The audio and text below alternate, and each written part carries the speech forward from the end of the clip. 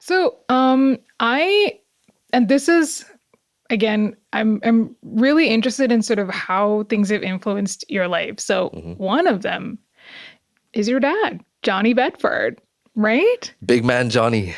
Shout out to Who dad. also had his own band called the Johnny Bedford Band. Yes. And he played classic rock and blues. And so was he a very huge influence on you?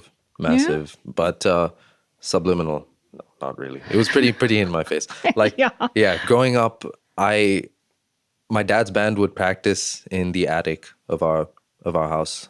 Oh, So we had a terrace in Chennai, and he built like a thatched roof on top yeah, of that. yeah. And he would practice in there, and he like the drum kit would be there and all the guitars. There was a bunch of guitars. He had this Gibson Epiphone like Spotlight for the guitar nerds, limited edition. What? And yeah, a bunch of beautiful guitars. He's restored like a Flying V.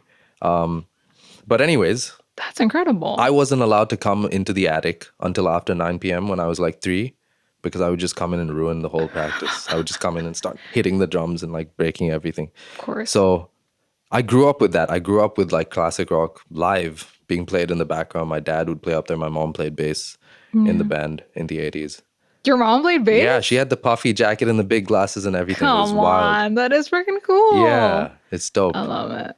So I grew up with that for sure. My sister has a few albums out as well. So What? yeah, Oh she's my a great God. singer. She's a really good singer. So my dad had a huge influence on me, and he actually, I think he bridged the gap between actually like knowing all this music theory that I'd studied in that school, to actually enjoying music and being passionate about it and wanting to perform and wanting to give people Yeah. chills when they heard my music. Because he bought me like a Fender Strat when I was 14 and a little amp. Wow. And he was like, do whatever you want. And I'd already studied guitar, so he taught me the basics. And then he was like, you do your thing, man. Like, don't try to be me. Don't try to be anyone. Just do your own thing. So That's so encouraging, though. Yeah. I think that it's in those sort of moments that you feel like you can just have fun with it, and it's not something that's rigid or it has to be exactly the way he Exactly. wants it or anything like that. That's exactly. Very nice. Because I'd been in that school and I'd studied classical guitar for Yeah. years. I'd studied piano, like theory. I'd studied drums theory again.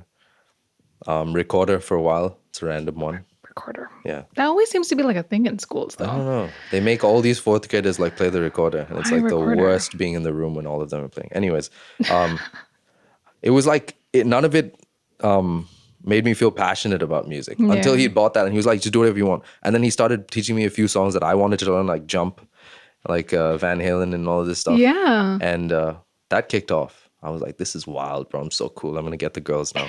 That's what I thought when I was 14. So I was like, "This is it." This is the key. Yeah. This is how they come to me. Exactly. They weren't paying attention before.